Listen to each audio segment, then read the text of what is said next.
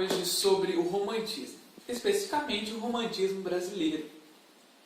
O romantismo brasileiro o romantismo chega no Brasil em 1836, onde estamos passando por um período regencial e estamos num período de independência do Brasil. Então, atrelado a esse clima social em que estamos passando, vem os princípios do romantismo, que são individualismo, nacionalismo e liberdade.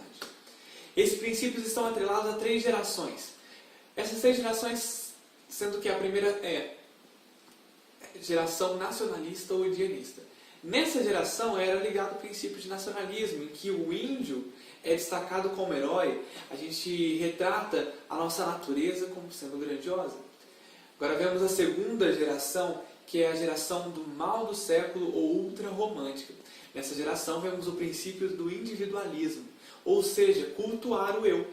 É você intensificar os seus sentimentos de depressão, seus sentimentos de tristeza, seus sentimentos de paixão.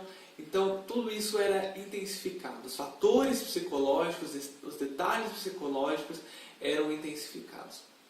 A terceira geração é a geração condoreira. É uma geração que retrata muito bem o princípio de liberdade. Nessa geração, os autores da época tratam de assuntos abolicionistas, né?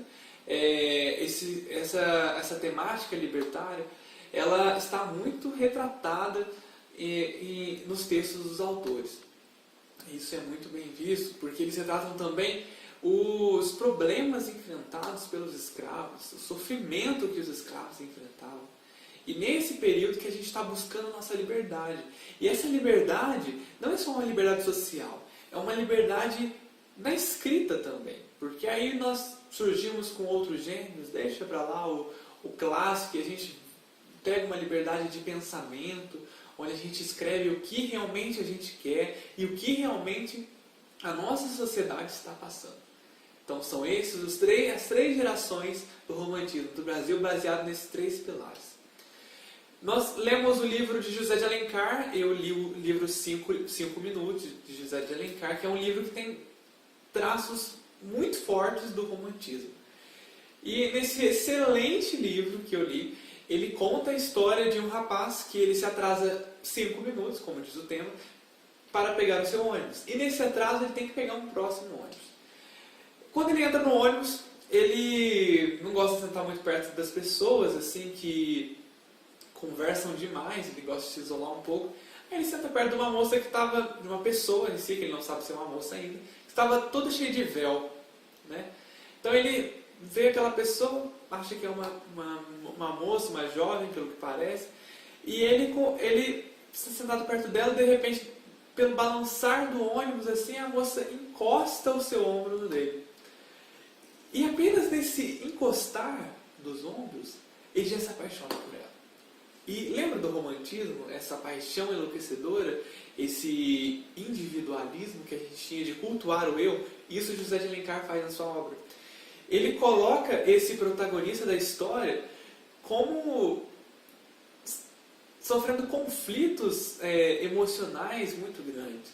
E esse homem, ele procura essa donzela em todos os lugares. Ele vai no teatro, ele vai no baile, ele vai até em outra cidade, a gente vai ver que até em outro país para procurar essa moça. Esse rapaz, ele não desiste dessa moça porque ela falou para ele não esquecer ela. E ele, depois de muito tempo buscando ela não dava não ligava muito para ele, né? E ele chegou um momento e falou assim: vou desistir. Aí ele, vou desistir, então vou fazer o que? Eu viajar para tentar esparecer um pouco as ideias. Aí nessa viagem que ele foi fazer, ele se enganou, porque quando a gente corre do problema, o problema vem atrás da gente. Não adianta, a gente tem que resolver o nosso problema. E foi o que aconteceu com ele. Ele estava loucamente apaixonado. Então, a ansiedade que ele passava não permitia que ele esquecesse aquela moça, né? Aquele amor misterioso que ele tinha conhecido naquele ônibus, após se atrasar. E ele resolve voltar para a sua cidade. Voltando para a sua cidade, ele percebe que a moça não estava ali, ela tinha ido para Petrópolis, ficou sabendo. E ele foi atrás da moça para Petrópolis. E em Petrópolis, no Rio de Janeiro, ele consegue encontrar essa moça dentro de um quarto de hotel. E ao encontrar a moça, felizmente, depois de muitas tentativas, ele consegue ver quem realmente ela era. Ele tinha idealizado como ela seria. Só que quando ele viu ela, ele viu que o que ele tinha idealizado sobre ela era pouco. A moça era mais bonita do que eu esperava. E aí que ele se apaixonou mais ainda. Voltando para casa no outro dia, esperançoso para ver aquela moça novamente, cujo nome é Carlota, ela revela para ele isso. Ele não encontra a Carlota. Aí ele volta para o seu apartamento. Ele encontra uma carta. Carlota explicando por que usava o véu e por que fugiu dele por muito tempo. Né? E fugia dele ainda. Porque ela tinha uma doença, que essa doença iria consumi-la. Então ela estava o protegendo. Porque ela era uma bomba relógio. A qualquer momento ela poderia se explodir. Carlota, muito triste com a situação, embora amasse o rapaz, e o pobre rapaz também amasse muito ela, ele, com sentimentos de culpa, porque pensou que ela estava desprezando ele, com sentimentos de culpa, ele vai atrás dela. E ele descobre que ela estava indo para a Europa, porque a mãe dela falou que se ela fizesse uma viagem para a Europa, provavelmente ela iria prolongar mais o tempo de vida dela. E ele vai atrás dela, pega uma canoa, atravessa mares, mas na hora que chega no navio, o navio indo embora. Ele não consegue ir junto com ela para a Europa. Mas ele não desistiu. Ele não desiste, ele ama muito essa moça e ele quer ficar com ela. Um mês depois ele pega o navio para a Europa e vai para a Europa, lá ele encontra a Carlota e ele troca afetos, cuida tão bem de Carlota quanto a sua mãe cuida de Carlota. E com esse carinho que eles estão, Carlota, no que ela achava ser o final da sua existência, pede para ele beijar ela, né? E num beijo que ele dá, parece que ela retém forças para conseguir superar aquela doença que ela estava passando. E ela começa a se recuperar. Milagrosamente ela começa a se recuperar. Devido a essas ações, esses afetos que ele demonstra, a mãe dela também cuida muito bem dela.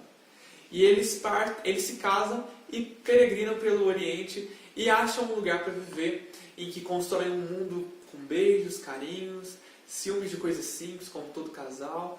E ali eles vivem muito felizes, longe de um mundo invejoso. Que história muito excelente essa história, gostei muito, super indico. E a minha atividade que vou propor para vocês é que vocês construam uma história baseado nesses pilares que eu citei no começo, do romantismo, o individualismo, o nacionalismo e a liberdade. Então vocês vão construir uma história.